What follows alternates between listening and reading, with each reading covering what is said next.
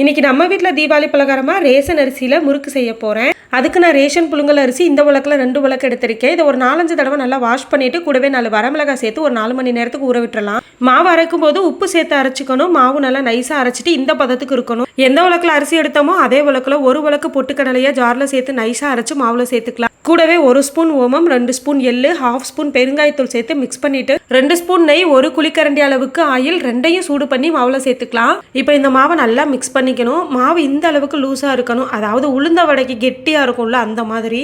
கடாயில் 1 litre oil ஊற்றிருக்கேன். Oil சூடானதும் நான் கரண்டியில் தான் முறுக்கு பிழிஞ்சிட்டு ஆயிலில் சேர்த்துக்கிறேன். இதுதான் எனக்கு ரொம்ப ஈஸியாக இருந்துச்சு.